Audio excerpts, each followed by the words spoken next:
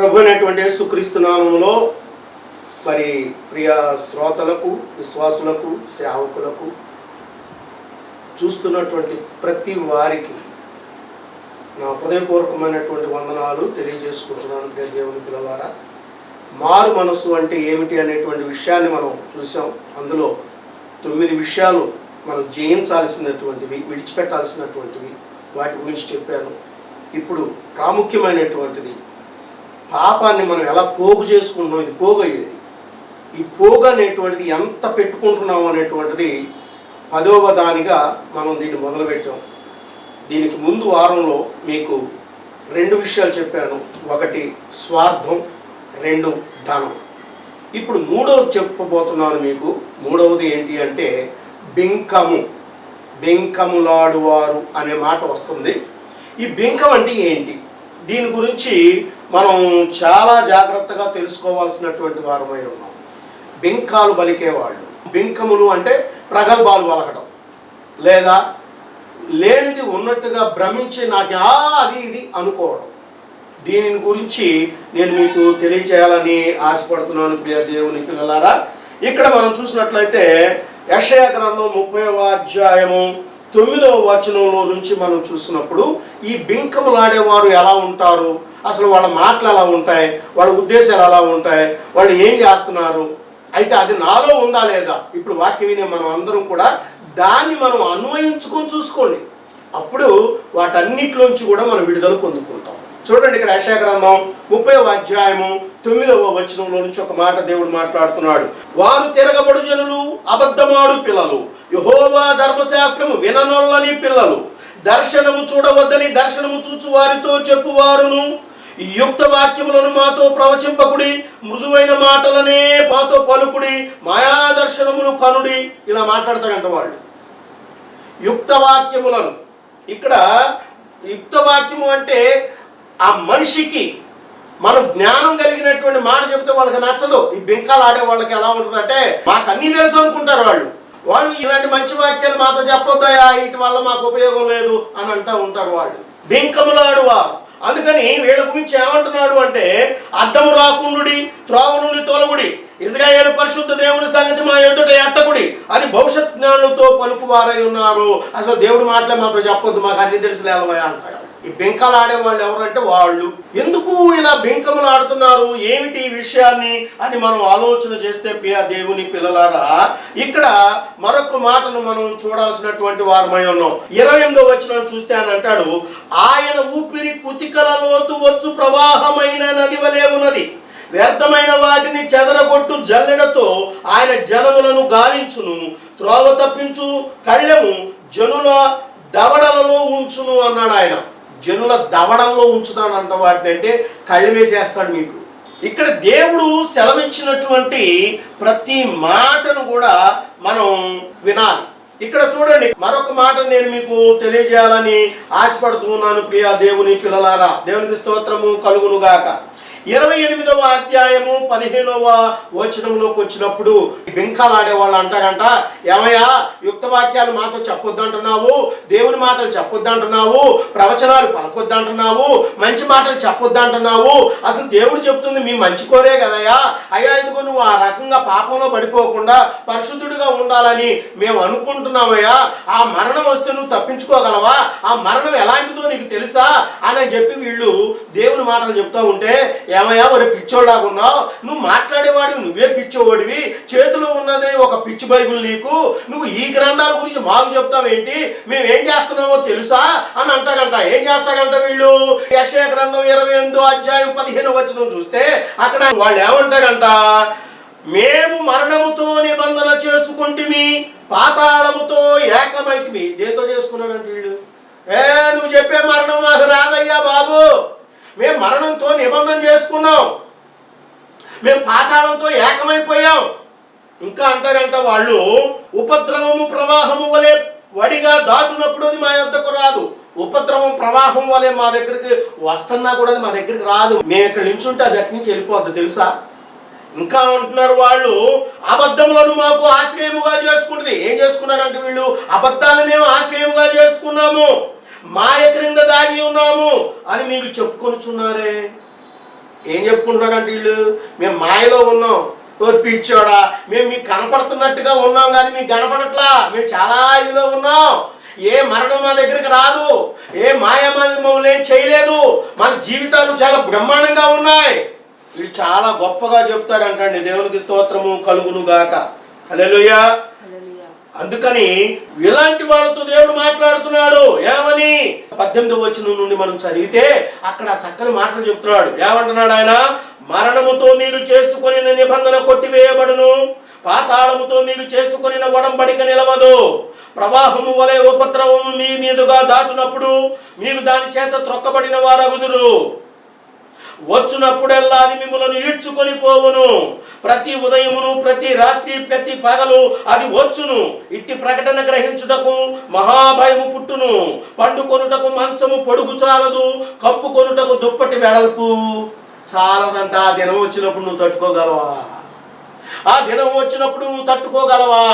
ఓ ప్రగల్భాలు పలుకుతున్నటువంటి ఓ బింకములాడే ఓ యొక్క విశ్వాసి, ఓ యొక్క సేవకుడా, నువ్వు ఆలోచన చేసి నీ యొక్క జీవితంలో ఎందుకు బింకాలు ఆడుతున్నావు? మా తాతల నాడు నేతులు దాగాము, మా మూతులు వాసన చూడండి అంటారంట వీళ్ళు. మీ తాతల నాడు నువ్వు నేతులు దాగితే నీ మూతి ఇప్పటికైనా వాసన వస్తుందా? అది నిజమేనా? అరే దున్నపోతీనిందిగా అంటే ఇదిగో దోణ కట్టేయటానికి నేను వెళ్తున్నాను అని చెప్పువాడు అయి ఉన్నావు నీవు. అసలు దున్నపోతు ఈనడం ఏంటి, దోణ్ణి అలా కట్టేస్తారని ఆలోచన ఉందా? వీళ్ళనే బింకములాడేవాళ్ళు అంటారు వాళ్ళు. ఇంకా ఏమంటారో తెలుసా వీళ్ళు? మా తాతలు ఆ ఫలానా వాళ్ళు, మేము బ్రహ్మాండమైనటువంటి ఆ విషయాల్లో మేము బ్రతికాము, మాకు ఎంత ఉంది అంత ఉంది అని చెప్పుకుంటూ ఉంటాం. ఎంత ఉంది నీకు? అసలు నీ జీవితం ఏంటి? ఒక్కసారి ఆలోచన చేస్తున్నావా? ప్రియమైనటువంటి దేవుని పిల్లలారా, ఉన్నదాంతోనే తృప్తి పడేవాడే నిజమైన విశ్వాసి, నిజమైన సేవకుడు. నీవు లేని దానికోసం పరుగులు పెడుతున్నావు. మీరు బింకములాడుతున్నారు. దేవుడు దాని గురించే మాట్లాడుతున్నాడు. ఎందుకు నువ్వు బింకాలు మాట్లాడుతున్నావు? నాకు అంత ఉంది ఎంత ఉంది అని. దేవునికి స్తోత్రము కలుగును గాక. హల్లెలూయా. ఈ బింకాలు ఆడుతూ ఆడుతూ నువ్వు ఎక్కడి దాకా వెళ్తావో తెలుసా? చూడండి, బైబిల్ గ్రంథంలో మీకు మారు చూపిస్తాను. కీర్తనల గ్రంథము 131వ అధ్యాయములో ఇక్కడ దావీదు ఒక విషయాన్ని మాట్లాడుతున్నాడు. దేవుని పిల్లలారా, ఏమంటున్నాడు? యెహోవా, నా హృదయము అహంకారం కలది కాదు, నా కన్నులు మీద చూచునవి కాదు. ఇప్పుడు ఇక్కడ అహంకారం దగ్గరికి వచ్చి, ఎందుకంటే ఇక్కడ ఈ బింకములాడేటువంటి వాళ్ళలో నుంచి ఏం పుడుతుంది? ఇక్కడ అహంకారం పుడుతుంది. అందుకని దావీదు అంటున్నాడు, యెహోవా, నా హృదయము అహంకారము గలది కాదు, నా కన్నులు మీది చూచినవి కాదు. మన కళ్ళు మీద చూస్తాయంట. మీద చూస్తాం అంటే ఎవరు చూసే కాదు, బింకములాడేవాళ్ళు చూస్తారు, పైన చూస్తారు. పైన చూడటం అంటే ఏంటి? నువ్వు భూమి మీద నడుస్తున్నావు, కళ్ళెట్టు పెట్టుకొని నడిస్తే నువ్వు కింద పడతావు, మీద పడతావు, గోతులు పడతావు తెలుస్తా? నీకు తెలీదు. కళ్ళు ఎక్కడ ఉండాలి? నీ కన్నుల ముందర సూటిగా ఉండాలి.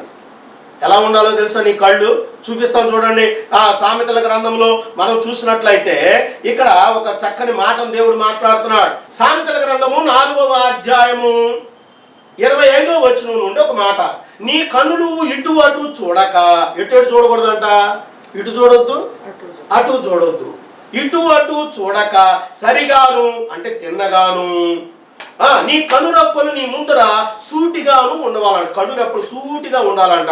అంటే ఇప్పుడు నువ్వు ఎక్కడ చూస్తున్నాడు? వీడు పైకి చూస్తున్నాడు. మరి పైకి చూస్తే నువ్వు కింద ఏం చేస్తున్నావు? కింద ఏ గొయ్యి ఉందో తెలియదు, ఏ రాయి ఉందో తెలియదు, ఏ పెంకు ఉందో తెలియదు, ఏ ముళ్ళు ఉందో తెలియదు. ఏం తెలుసు నీకు? అందుకే కళ్ళు మీదకి ఎక్కకూడదు. బింకాలు మాట్లాడేవాడి కళ్ళు పైనే ఉంటాయి. అందుకని అన్నాడు, యెహోవా, నా హృదయం అహంకారము కలది కాదు, నా కన్నులు మీదు చూచునవి కావు. నాకు అందని వాటి అందైనను గొప్ప వాటి అందే అయినను నేను అభ్యాసము చేసుకొనటలేదు. వాటి మీద నాకు ఏమాత్రం ధ్యాస. నా ఉన్న దాంట్లోనే నా దాన్నే గొప్పగా చేసుకొని వెళ్తా. నేను లేని దానికోసం పాకులాడే జీవితం నాది కాదు అంటున్నాడు దావీదు. అందుకనే దావీదు వంశములోను దావీదు గోత్రములోను యేసు క్రీస్తు పుట్టడానికి కారణం. దేవునికి స్తోత్ర. ఆ విషయం తెలుసా నీకు? ఆయన 40 సంవత్సరాలు యుద్ధాలు చేస్తున్నప్పటికీ కూడా దేవుణ్ణి వదిలిపెట్టని వాడిగా ఉన్నాడు. మరి నీవు చిన్న బాధ కలిగిందంటే ప్రార్థన చేయటం మానేస్తావు. నువ్వు కాస్త సంతోషం కలిగింది అంటే అసలు దేవుణ్ణే మర్చిపోతావు నీవు. ఇది మన జీవితం. కానీ దావీదు జీవితం అది కాదు. అందరి వాటి ఎందైనను గొప్ప వాటి ఎందైనను నేను అభ్యాసము చేసుకొనటం లేదు. అభ్యాసం చేసుకోవట్లేదు ఆయన. ఆయన ఎంత గొప్పవాడండి. అహంకారం ఎందుకు నీకు? దేవుడు అది కదా మాట్లాడుతున్నాడు. దేవునికి స్తోత్రము కలుగును గాక. హల్లెలూయా. అతను ఆయన దేవుని దగ్గర ఎలా ఉన్నాడో తెలుసా? చూడండి, ఇక్కడ అంటున్నాడు, నేను నా ప్రాణమును నిమ్మలపరుచుకొని ఉన్నాను, సముదాయించుకొని ఉన్నాను. నా ప్రాణాన్ని నిమ్మలపరుచుకున్నాను, దాన్ని నేను సముదాయించుకున్నాను. చనుబాలు విడిచిన పిల్ల తన తల్లి యొద్దనున్నట్లు, చనుబాలు విడిచిన పిల్ల ఉన్నట్లు నా ప్రాణము నీ యొద్దనున్నది. దేవుని దగ్గర ఉన్నది. దేవునికి స్తోత్రం. హల్లెలూయా. నా ప్రాణం అలా ఉన్నదయ్యా. నేను గొప్ప గొప్ప విషయాల మీద లేదయ్యా, నా కళ్ళు నెత్తి మీదకి ఎక్కలేదయ్యా. దేవుని దగ్గర అలా ఉన్నాడు. నువ్వేం అడుగుతున్నావు ఈ రోజున? అహంకారంతో ఉన్నావు నీవు ఈ రోజున. దేవుడు అది కదా నిన్ను అడుగుతున్నాడు, దేవుని పిల్లలారా. అందుకని చూడండి, ఇక్కడ ఇర్మియా గ్రంథంలో ఒక విషయాన్ని చూస్తే, ఇర్మియా గ్రంథము 49వ అధ్యాయము 15వ వచనంలో మనం ఒక విషయాన్ని గనక మనము చూసినట్లయితే ఏమంటే, ఏంటి అహంకారులు అంటే, జనములలో అల్పునిగాను మనుషులలో నీచునిగాను నేను నిన్ను చేయుచున్నాను. అహంకారం కలిగిన వాడిని ఏం చేస్తాడంట దేవుడు? జనములలో నిన్ను అల్పునిగాను మనుషులలో నీచునిగాను నేను నిన్ను చేయుచున్నాను. అహంకారులను చేసే పని అది దేవుడు. దేవుడు అలా చేస్తున్నాడట. ఎందుకు చేస్తున్నాడు అని అంటే, అహంకారంతో నడుస్తున్నావు కాబట్టి, ఎవరిని నువ్వు లెక్క చేయట్లేదు కాబట్టి. ఒకటి, బెంకంలాడుతున్నావు. రెండవది, అహంకారంతో ఉన్న ఇవన్నీ పాపానికి సంబంధించినటువంటివి. ఇవి మహాపాపం. పాపము, మహాపాపము, మహాపాతకము అన్నాడు. పాతకం. వీటి అర్థాలకు నువ్వు తెలుసుకునే లోపే ఆఖరికి నీ ప్రాణం నీలో నుంచి వెళ్ళిపోతే జాగ్రత్త. అందుకని దేవుని యొక్క విషయంలో మనము ఆలోచన చేసినప్పుడు దేవుడు మనతో ఏం మాట్లాడుతున్నాడో ఆ విషయాన్ని మాత్రమే మనం జనులలో నిన్ను అల్పునిగాను. అల్పుడు అంటే నువ్వు అంతమంది, నీ వాళ్ళు, నీ చుట్టాలు, నీ బంధువులు, నీ స్నేహితులు అంతమంది ఉన్నా అల్పుడిగా అంటే, అల్పుడు ఎక్కడ ఉంటాడు? ఎక్కడో దూరంగా ఉంటాడు. ఆ దగ్గర ఎక్కడో నించొని చేతులు కట్టుకొని ఉండాలి. నిన్ను కదిలిస్తే అమ్మవాడు అహంకారం ఆడితో మనకెందుకు అంటాడు. మనుషులందరూ నిన్ను చూసుకుంటే ఇలా చూసుకుంటే వెళ్ళిపోతారు వాళ్ళు. ఇది నీ జీవితం. అహంకారం దేనికి? బింకాలు దేనికి? నాకు అంత ఉంది ఇంత ఉందని నువ్వు ఎందుకు చెప్పుకుంటున్నావు? ఉన్నంతలోనే వెళ్ళాలి. దేవునికి స్తోత్రం కలుగును గాక. హల్లెలూయా. అందుకని ఇక్కడ దేవుడు లూకాసు వార్తలో ఒక మాట అంటున్నాడు. లూకాసు వార్త 14వ అధ్యాయం, దయచేసి మీ గ్రంథాలు ఉన్న వాళ్ళు చూసుకోండి. 11వ వచనంలో నుండి దేవుడు ఒక విషయాన్ని దేవుడు మనతో మాట్లాడుతున్నాడు. తను తాను హెచ్చించుకునివాడు ప్రతివాడును తగ్గింపబడును, తను తాను తగ్గించుకునివాడు హెచ్చింపబడునని చెప్పాను. తన్ను తాను ఎప్పటికప్పుడు తగ్గించుకోవాలి, హెచ్చించుకోకూడదు, అహంకారంతో ఉండకూడదు. అహంకారం మానవ జీవితానికి అది గొడ్డలి పెట్టు వంటిది. దేవునికి స్తోత్రం కలుగును గాక. హల్లెలూయా. అది మంచిది కాదు. ఎందుకంటే ఆ గొడ్డలి నీ మెడ మీద ఖచ్చితంగా ఉంటుంది. అహంకారంతో ఉన్నవాది నేను నరికేయడానికి రెడీగా ఉంటుంది. దేవునికి స్తోత్ర. హల్లెలూయా. ఆ అహంకారులు ఏం చేస్తారో తెలుసండి, వాళ్ళే ఏంటో చేసుకోలేక అది వాళ్ళ అహంకారంతో ఉండి ఎగట వాళ్ళని దూషిస్తారంట. ఇది పాపానికి మెట్లు మెట్లు మెట్లు మెట్లు మెట్లు ఎలా వెళ్తాయో చూడండి. మొదటి స్వార్థ ప్రియుడిగా ఉన్నాడు. రెండవది ఏం చేశాడు? స్వార్థంలో నుంచి ధనం ధనం ధనం ధనం అని పెరిగెట్టాడు. ఆ తర్వాత ఏం చేస్తున్నాడు? ఆ జేబులో 100 రూపాయలు ఉంటే నా అంతటో లేడు అనుకున్నటువంటి మనుషుడు ఆ జేబులో ఆ డబ్బు పెట్టుకొని ఆడు ఏం చేస్తున్నాడు? బింకములు మాట్లాడుతున్నాడు. మా కోట్లు ఉన్నాయి తెలుసా అంటాడు. వేసుకునే కోటు కూడా ఉండదు ఆడి దగ్గర, కానీ కోట్లు ఉన్నాయి అంటాడు. ఆ తర్వాత ఆ దాంట్లో నుంచి ఏం పుట్టింది? అహంకారం పుట్టింది. ఆ అహంకారంలో నుంచి ఏం పుట్టింది? దూషణ. దూషకుడు అంటే వీడి చేతకాక ఎదుటి తిడతా ఉంటాడు ఎప్పుడు చూసినా.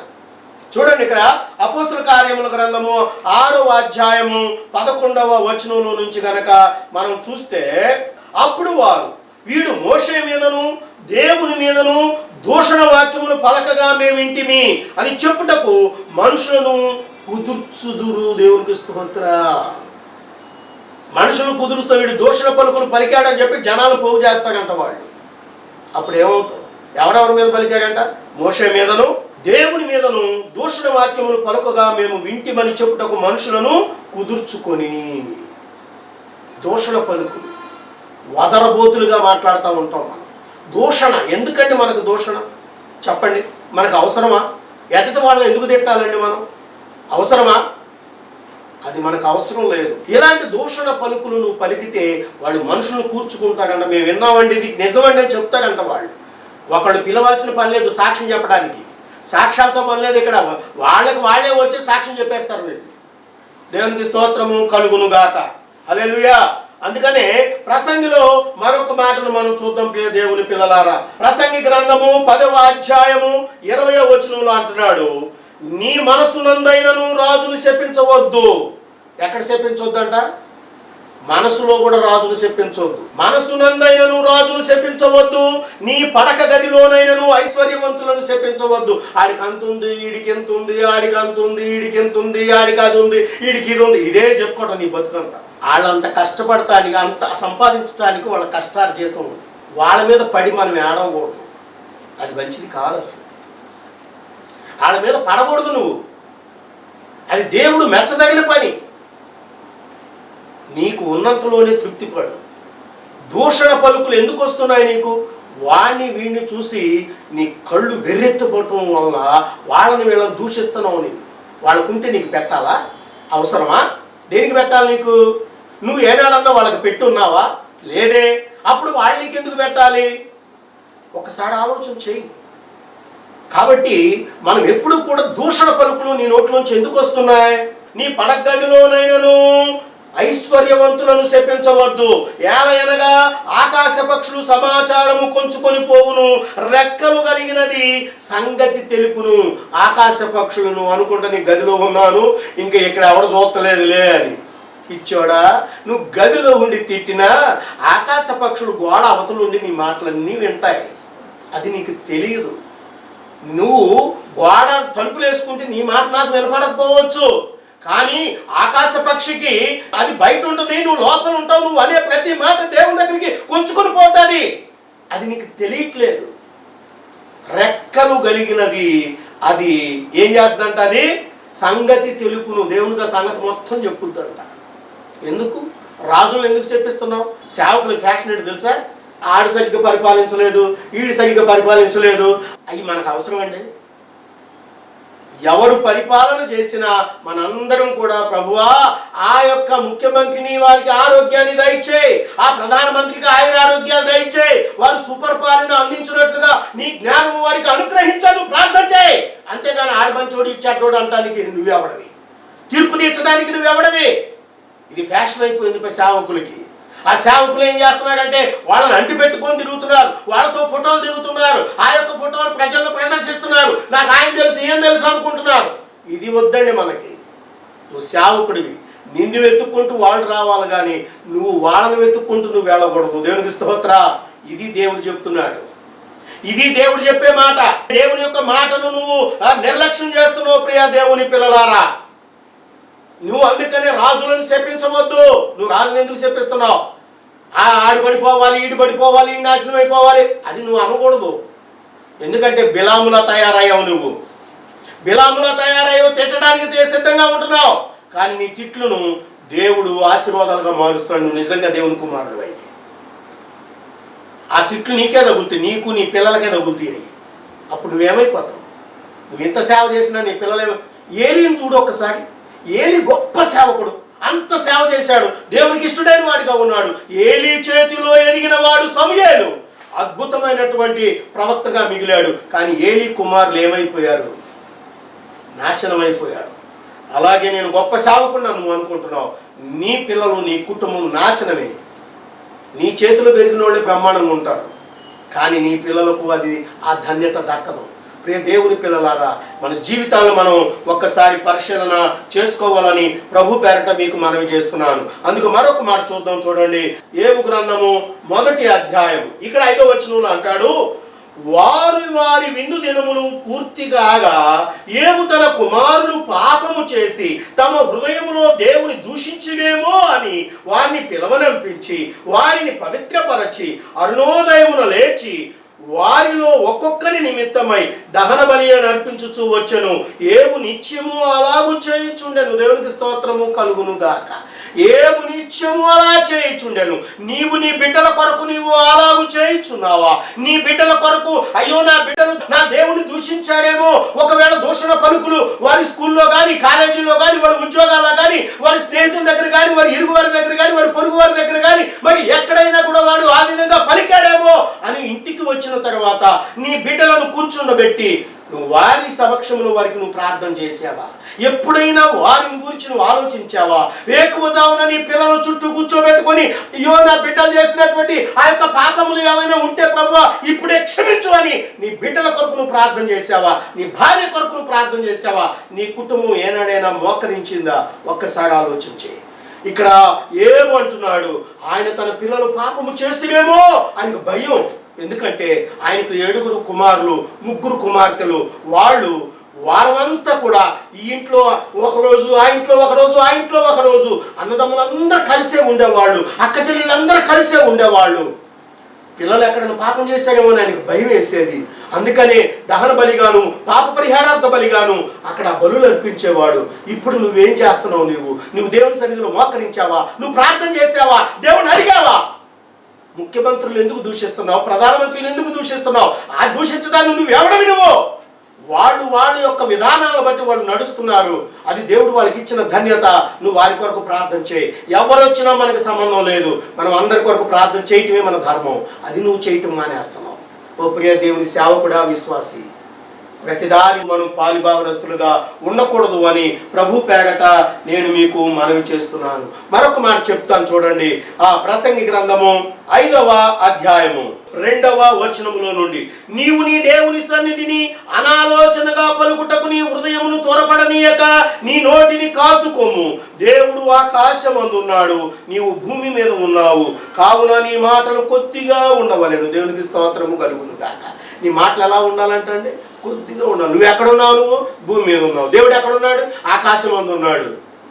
నువ్వు తల బిరుసుగా మాట్లాడవద్దు. అది మంచిది కాదు. దేవుడు ఆ విషయాన్ని చెప్పట్లేదు. కారణం తెలుసుకో. నువ్వు ఇక్కడ బింకములాడవద్దు, స్వార్థంగా నడవద్దు, ధనాపేక్షతో ప్రయాణం చేయొద్దు, అహంకారంగా నువ్వు నడవద్దు, దూషణ పలుకులు నువ్వు పలకొద్దు. దూషణ పలుకులు వీటి వలననే నీ జీవితము నాశనకరమైనటువంటి గుంటలోకి దిగజారిపోతుంది. దేవునికి స్తోత్ర.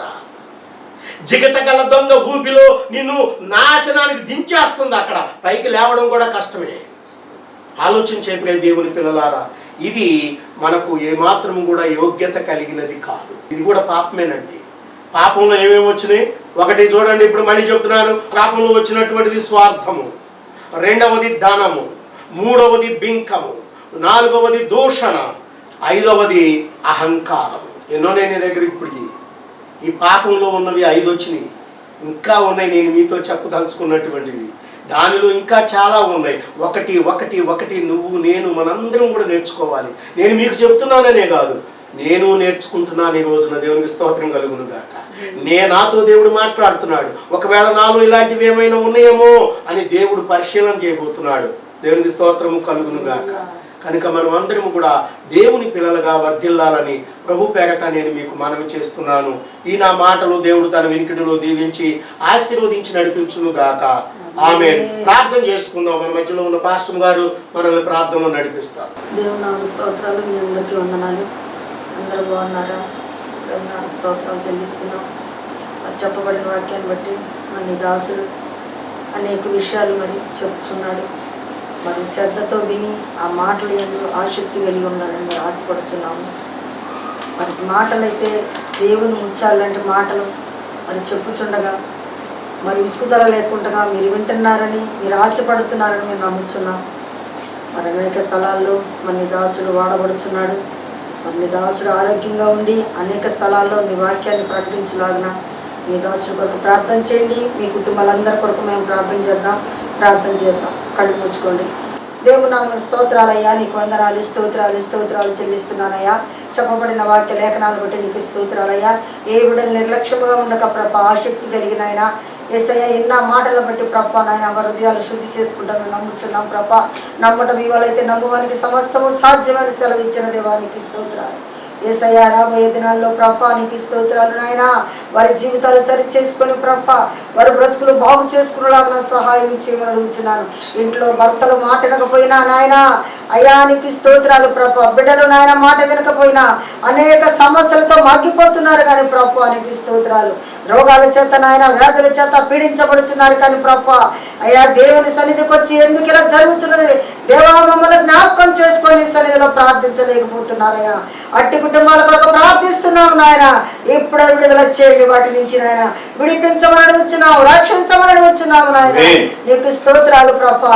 బిడ్డలకు స్వస్థత చేయండి నాయన. నీకు స్తోత్రాలయ్యా. అయ్యా రోగులు ఉంటే నాయన మీరు ముట్టండి, స్వస్థత చేకూర్చండి. సమస్యలో ఉన్న వారికి విడుదలగా ఇచ్చేయండి నాయన. నీకు స్తోత్రాలు. అట్టి బిడ్డలు మీరు జ్ఞాపకం చేసుకోండి నాయన. ఏ బిడ్డ నశించబడని చిత్తము కాదు నాయన. నశించు ఆత్మవేదికి రక్షించడానికి నేను వచ్చాను సెలవిచ్చిన దేవా. అట్టి బిడ్డలు మీరు జ్ఞాపకం చేసుకోండి నాయన. విన్న మాటలు బట్టి విశ్వాసముతో మీ సన్నిధిలో నాయన ప్రాధేయపడి బిడ్డలుగా లోబడి బిడ్డలుగా మీరు సహాయం చేయమని ఈ మనవల్ని సన్నిధిలో చేర్చుకోమని యేసయ్య అతి పరిశుద్ధ నామములో అడిగి వేడుకుంటున్నాం తండ్రి. ఆమేన్. హల్లెలూయా. ప్రియమైనటువంటి దేవుని పిల్లలారా, మరొకసారి చెప్తున్నాను, ఈ రోజున మరి ఈ వాక్యాన్ని మీ అందరికి నేను అందించగలుగుతున్నాను అని అంటే మరి కుమార్తె మరి సౌజన్య అనగా అసలు ఎస్తేరు మరి ఆ కుమార్తె ఎంతో చక్కగా మరి దీనికి సహాయం చేయడానికి ముందుకు వచ్చింది. మరి ఈ రోజు ఉదయం మరి నేను అనుకోని రీతిగా గబుకున మరి నా అకౌంట్కి డబ్బులు వేయటం వల్ల నేను ఈ రోజున మళ్ళీ నేను మీకు తెలియజేయడానికి ఈ వాక్యం చెప్పడానికి నాకు ఎంతో సహకరించినటువంటి ఆ కుమార్తె కుటుంబం కొరకు ఆమెకు ఒక కుమారుడు ఒక కుమార్తె మరి ఆమె ఒక నర్సుగా పనిచేస్తుంది. కాబట్టి మీరు ఆ కుమార్తె యొక్క ఉన్నతి కోసం, ఔన్నతి కోసం, వారి కుటుంబ రక్షణ కోసం, వారి కుటుంబ శ్రేయస్సు కోసం మీరు అందరూ కూడా ప్రార్థన చేయాలని ప్రభు పేరట మీకు మనవి చేస్తూ నా మాటలు ముగిస్తున్నాను. దేవుడు మిమ్మలను మీ కుటుంబాలను దీవించి ఆశీర్వదించును గాక. ఆమేన్. అందరికి బాగున్నారా? నేను ప్రతివారం ఎంతున్నారని ఆర్థిస్తున్నాను. చక్కగా విని దేవుని మీరు కొనుక్కోవాలి ఆశిస్తున్నాను. మీకు మీ కుటుంబంలో ఏదైనా సమస్యలు ఉన్నట్లయితే మాకు ఫోన్ చేయాలి. మా యొక్క ఫోన్ నెంబర్ 9009777779